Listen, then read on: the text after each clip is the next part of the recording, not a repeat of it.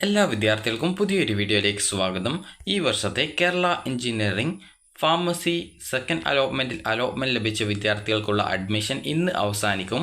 ഇന്ന് വൈകുന്നേരം 3 മണി വരെയാണ് വിദ്യാർത്ഥികൾക്ക് ഈ ഒരു എഞ്ചിനീയറിംഗ് ഫാർമസി കോഴ്സുകളിലേക്കുള്ള സെക്കൻഡ് അലോട്ട്മെൻറ്റ് ലഭിച്ചിട്ടുണ്ട് എങ്കിൽ അഡ്മിഷൻ നേടുന്നതിനായിട്ട് സാധിക്കുന്നത്.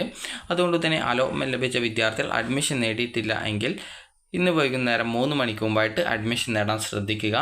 കാരണം ഈ ഒരു എഞ്ചിനീയറിംഗ് ഫാർമസി കോഴ്സിലേക്കുള്ള രണ്ടാം അലോട്ട്മെൻറ്റ് ലഭിച്ച വിദ്യാർത്ഥികൾക്കുള്ള അഡ്മിഷനാണ് ഇന്ന് ലാസ്റ്റ് ഡേറ്റ്.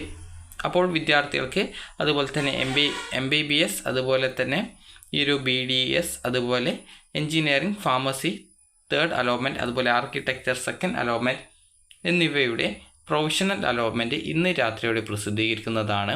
അപ്പോൾ വിദ്യാർത്ഥികൾക്ക് ഈ ഒരു വെബ്സൈറ്റുമായി ലോഗിൻ ചെയ്തുകൊണ്ട് നിങ്ങളുടെ ആ ഒരു റിസൾട്ട് അറിയാവുന്നതാണ്.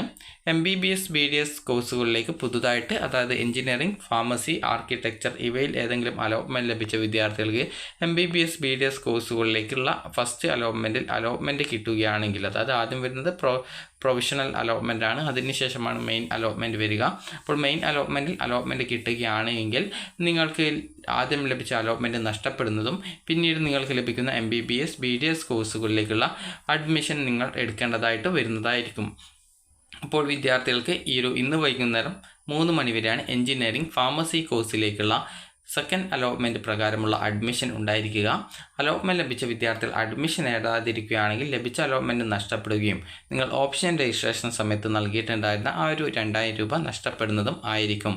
അതുപോലെ തന്നെ MBBS BDS കോഴ്സിലേക്കുള്ള ഓപ്ഷൻ രജിസ്ട്രേഷൻ വിദ്യാർത്ഥികൾക്ക് ഇന്നലെ വരെയായിരുന്നു, ഇന്നലെ വൈകുന്നേരമല്ല രാത്രി വരെയായിരുന്നു അവസരം ഉണ്ടായിരുന്നത്.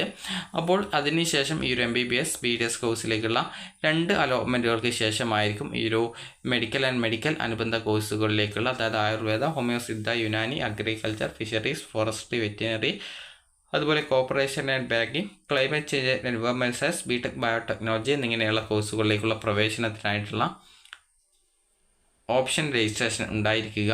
അപ്പോൾ നിലവിൽ ഈ ഒരു എഞ്ചിനീയറിംഗ് ഫാർമസി കോഴ്സിലേക്കുള്ള സെക്കൻഡ് അലോട്ട്മെൻറ്റ് ലഭിച്ച വിദ്യാർത്ഥികൾ അഡ്മിഷൻ ഇന്ന് വൈകുന്നേരം 3 മണിക്ക് മുമ്പായിട്ട് നേടാനായിട്ട് പ്രത്യേകം ശ്രദ്ധിക്കേണ്ടതാണ്. അപ്പോൾ വിദ്യാർത്ഥികൾക്ക് ഈ ഒരു വീഡിയോ ഉപകാരപ്രദമായിട്ടുണ്ടെങ്കിൽ ലൈക്ക് ചെയ്യുക, ഷെയർ ചെയ്യുക. Thank you for watching.